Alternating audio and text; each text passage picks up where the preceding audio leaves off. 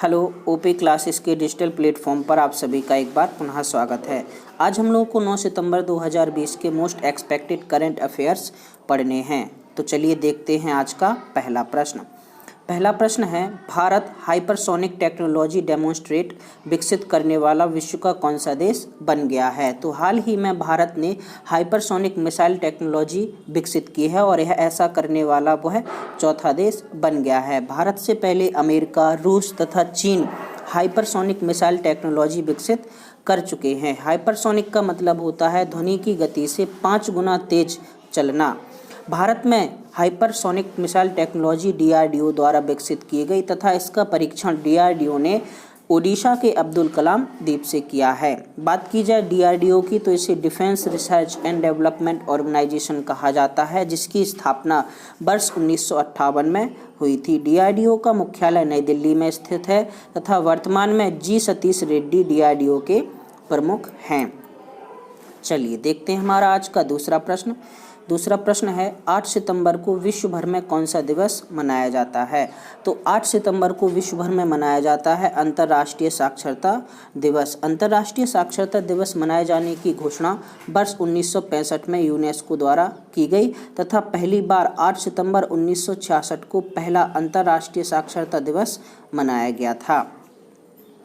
बात की जाए अंतर्राष्ट्रीय साक्षरता दिवस की तो समाज के सभी वर्गों को साक्षरता के बारे में जागरूक करने के लिए अंतर्राष्ट्रीय साक्षरता दिवस मनाया जाता है।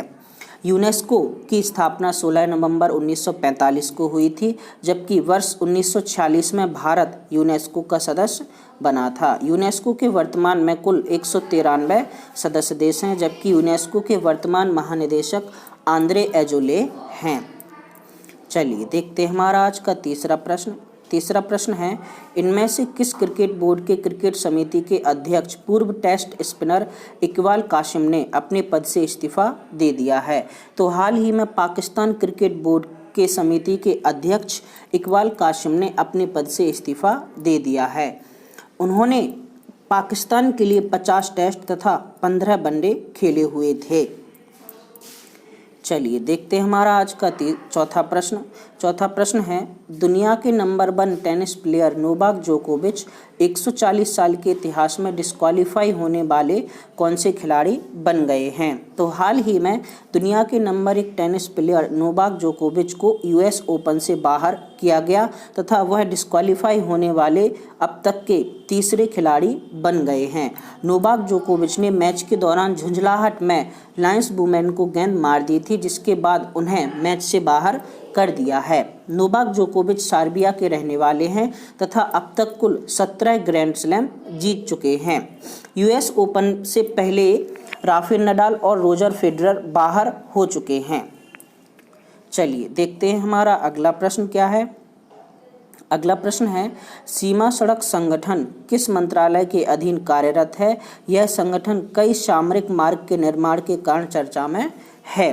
तो सीमा सड़क संगठन आपका कार्य करता है रक्षा मंत्रालय के अधीन तथा इसकी स्थापना 7 मई 1960 को हुई थी। इसी वजह से 7 मई 2020 को BRO यानी बॉर्डर रोड ऑर्गेनाइजेशन का 60वां स्थापना दिवस मनाया गया था। सीमा सड़क संगठन भारत में सीमावर्ती क्षेत्र में सड़क निर्माण के लिए काम आता है। हाल ही में यह लद्दाख में ऑल वेदर सड़क का निर्माण कर रहा है। भारत में BRO रक्षा मंत्रालय के अधीन कार्य करता है। चलिए देखते हैं हमारा आज का अगला प्रश्न। अगला प्रश्न है, भारतीय रत्न एवं आभूषण निर्यात संवर्धन की स्थापना कब हुई थी। यह निकाय लूज डायमंड की पहली वर्चुअल बैठक को आयोजित कराने के कारण चर्चा में है। तो भारतीय रत्न एवं आभूषण निर्यात संवर्धन की स्थापना हुई थी आपकी 1960 में तथा यह वाणिज्य मंत्रालय के अधीन कार्यरत है। कोविड-19 की वजह से निर्यात में 38% की गिरावट दर्ज की गई है। भारत से निर्यात होने वाले कुल व्यापारिक सामरिक मार्ग में 15% रत्न एवं आभूषणों का स्थान है। चलिए देखते हैं हमारा आज का अगला 7वां प्रश्न। 7वां प्रश्न है, हाल ही में केंद्रीय मंत्री जितेंद्र सिंह ने चंद्रयान 3 के 2021 में प्रक्षेपित करने की संभावना जताई है। निम्न में से क्या इस मिशन में शामिल नहीं किया जाएगा? तो हाल ही में केंद्रीय मंत्री जितेंद्र सिंह ने चंद्रयान 3 के 2021 में प्रक्षेपित करने की संभावना जताई है तथा इस बार इस मिशन में ऑर्बिटर आपका शामिल नहीं किया जाएगा। चंद्रयान 3 में चंद्रयान 2 की तरह लैंडर और रोवर तो शामिल होंगे, लेकिन ऑर्बिटर शामिल नहीं किया जाएगा।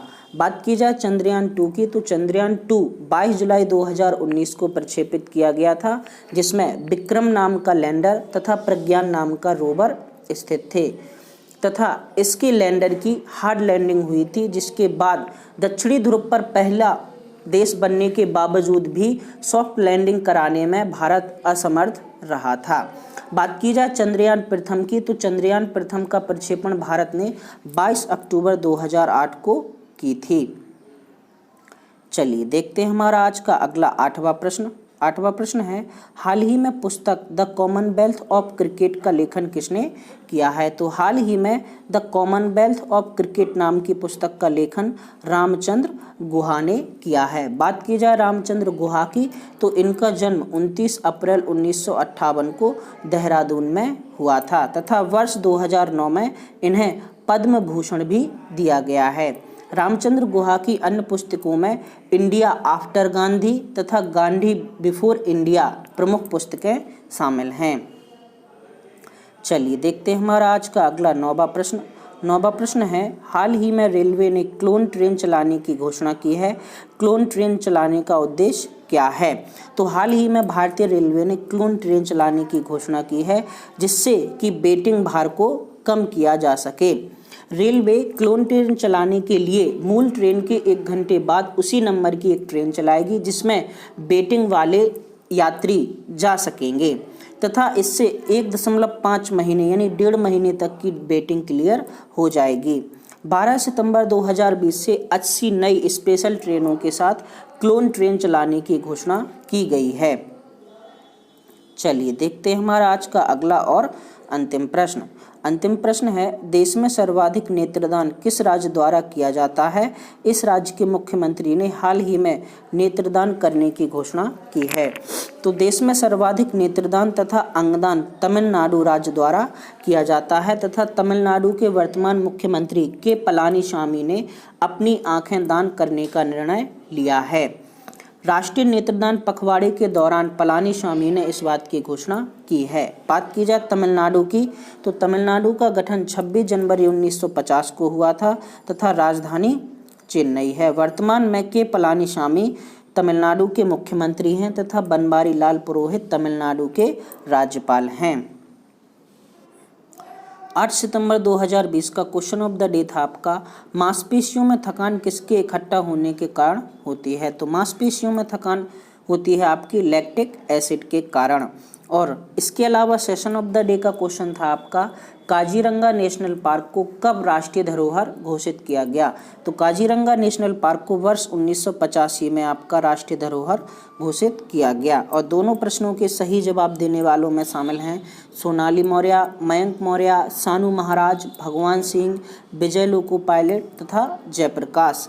सभी को बहुत बहुत बधाई। 9 सितंबर 2020 का क्वेश्चन ऑफ द डे है आपका, भारत में फेडरेशन कप किस खेल से संबंधित है? तो आपको बताना है भारत में फेडरेशन कप किस खेल से संबंधित है, हॉकी, फुटबॉल, टेबल टेनिस या इनमें से कोई नहीं। तो ये तो था आपका क्वेश्चन ऑफ द डे। इसके अलावा सेशन ऑफ द डे है आपका, चंद्रयान 2 का प्रक्षेपण किस डेट में किया गया था? दोनों प्रश्नों के जवाब आपको नीचे कमेंट बॉक्स में कमेंट करके बताने हैं।